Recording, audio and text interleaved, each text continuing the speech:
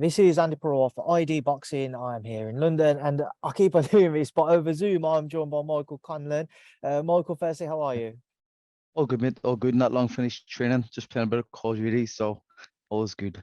I'm glad to hear it. Michael, obviously, it's been a whirlwind of 24 to 48 hours in the boxing world. Of course, we was Yeah. due to see a massive fight between Eubank Jr. and Conor Benn tomorrow night. That is no longer the case. Obviously, we had the adverse finding in Conor Benn's A sample test through VADA earlier this week. And I just wanted to start there. Just your initial reaction, your thoughts as to what went through your mind when you heard that news, Michael. I was shocked.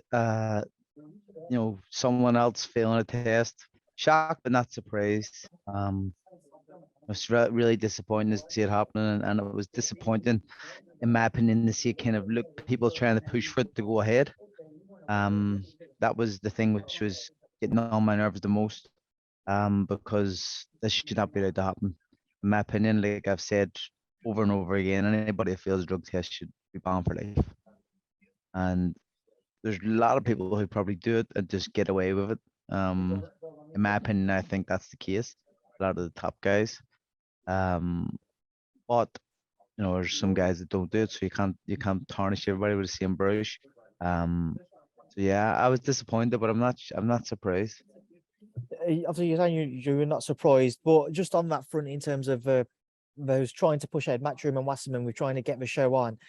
How much of a surprise was that to you in terms of the push that they put behind it up until that very last moment when Calla and Eddie read their statement rather out to the media yesterday around 4:30? No, I understand it in a sense that they had invested so much money, invested so much time, and everything like that. They really wanted it to go ahead, but and as they say, money speaks every language, and they wanted to earn their money, which they kind of invested in it. They wanted to get their kind of kickback from that. I could understand why Chris Eubank wanted to fight because he believed he was going to win no matter what, and he was saying he could take as much as he want. Plus, he's making probably a career high payday. So I understand why all parties kind of wanted it to go ahead, but I think for the safety of boxing and the future of other fighters, this had to come to a stop and could not go ahead. And that makes you worry about, things. How many tests in the past have been, or how many people have failed in the past and it's been brushed under the carpet? We don't know, and we might never know. And that's a scary thing, you know what I mean? People failing, and the fact that this was actually going to kind of try to brush it under the carpet. What happens if that's happened before and no one was to know someone failed?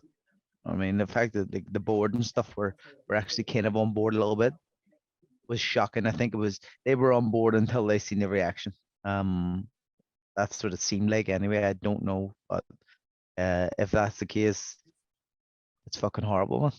I mean, Mick, that leads into another point that you raised there with the board. So it came out shortly after we found out about the adverse finding that the test was done around September 1st, and then they got the results back around the 23rd of September. So it was known by all parties, and it was known by the board at that moment in time about the adverse finding. And obviously the initial plan seems to be, looking at how it unfolded, they was going to push ahead. Do you believe if it wasn't for the Daily Mail article that released the news, we would have ended up finding out about it? No, we wouldn't have. And the fact that it was known from the 23rd, that's a fucking joke. And everybody involved is disgusting. That's the lowest of the low. Like, people's lives. People, like, the last person really cared about in boxing is the fighter. Um, People love the entertainment and love the fucking facades and fucking all the money and everything involved. But nobody actually cares about a fighter's health. It seems right here now that this has been kind of reshouted by everybody. Nobody really cares. We can go ahead. The health doesn't matter. If something happens, fuck it. People may not know. It's horrible, man. And if that's the case, how many times has this happened in the past? How many times has it happened and things have went ahead? Uh, Fucking disgusting. And drug cheats. I have to hold back some of the words I would say because I would be cancelled for what I would say about people who drug cheat. Mick is obviously, something which I can see very kind of close to you, something you're very passionate about and discussing. So what do you expect to kind of unfold now, looking at, we had that A sample come back, we know about that, then Conor's gone away, past the UCAD test.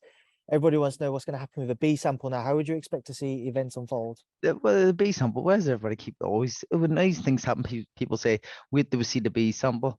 B sample's the same piss. I've done hundreds of drug tests throughout my whole career, amateur and professional. I was tested 5 times in 1 week before as an amateur. Um, the piss is the exact same. It's just put in 2 different bottles, and one is stored somewhere else. It's not like they're gonna go, oh, we found a little bit of a little bit of fucking your steroid in this, and it's not gonna be in that. It's gonna be the same piss.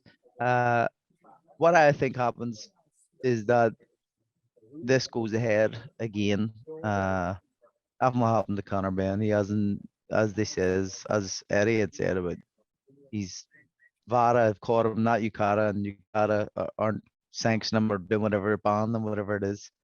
I think this goes ahead in Abu Dhabi on that card because there's a lot of money involved in that card, and obviously being in the Middle East, there's even more money. And that means it could probably go ahead there.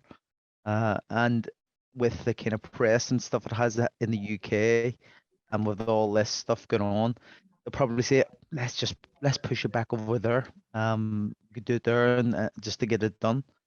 But maybe not, because they may not earn as much from the gate and stuff, which they were expecting for this one. It's crazy. I think things like this, the fact that they be brushed under the carpet, like people, look how many of the top fighters have been caught doping, and it's kind of all been brushed under the carpet, and people still support them. I'm guilty of it myself at times. And I would have been guilty of watching the fight, even though deep down I'm going, that's disgusting. But I was involved, like immersed in the whole thing, the build up and stuff. I was like, wow, I'm excited for this. So I probably still would have watched it, and that's a bad thing. But I would have to kind of have a word with myself there and make myself not. But yeah, I think that it'll probably be rescheduled and go ahead somewhere else. What type of image, Michael, even though the fight didn't go ahead, what type of image does what's unfolded over the last 48 hours about how it was all handled leave on the sport? The old saying, it's boxing, mate. We're in the wild west of sport here, and things happen an awful lot. And I think that the fact that it's not like a FIFA kind of association, or the Premier League and all that, the way they have support systems around football and stuff, for these type of things, and how they're handled is much more professional, much better. We don't have any kind of association that, like, for all the fighters, the current fighters and everything like that. That's what should be happening. But how does it leave boxing? I think it just gives boxing, it makes boxing slap itself in the face again, and laugh, because that's what people, on the outside world probably are looking at this going, fuck me, that's crazy. How's that going on? Well, yeah, who really cares? And that's the thing, nobody cares. Nobody actually cares. As much as people are going, that's terrible. Like me saying it's fucking disgusting and going crazy about it, I'm probably watching it. Same thing would have happened. People still would have went to the fight. Probably would have sold more tickets. For the simple reason, that the scandal involved in this. I mean, it's an interesting point you raise about kind of tickets and how much bigger of a fight does this become now if they do put it on further down the line, whether it happens in Abu Dhabi or whether it was happen over in the UK at a later point. How much bigger is this fight now?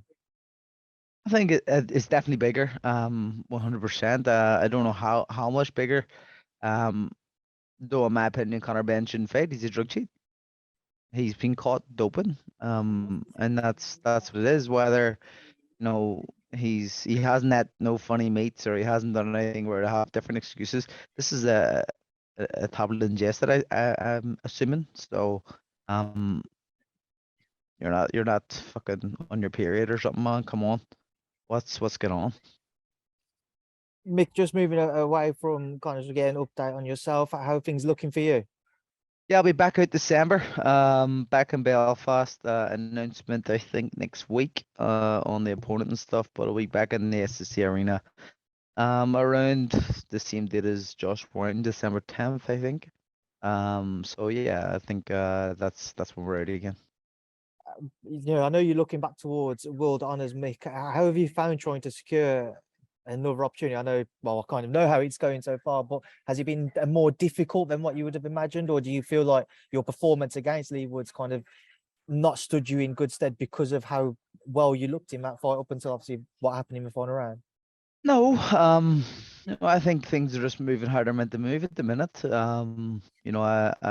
We obviously were wanting the league we'd fight, and he obviously pulled out a Lara fight to fight Leo Santa Cruz. It wasn't. I don't think it was any sort of injury. I think that was a fabricated lie. They kind of pulling that one off, but understandable. He was going to lose that fight. You can see now he's not going to fight Lara, so. Where was the proof of his injury or anything? Was there any pictures or anything? I don't think so. But I'm trying to get back to where I believe I belong. It's his world championships, and that's where I want to get to. And whether it's Lee Wood or whether it's someone else, it doesn't really matter. I believe that St. Patrick's Day I'll be fighting for a world title again. Well, Mick, obviously, we look forward to seeing you back in the mix at that elite and world level very soon. But I'll leave you now to enjoy the rest of your session on card. But Cheers, thank you for mate. speaking to me and ID Boxing. Cheers, Andi. Take care of it.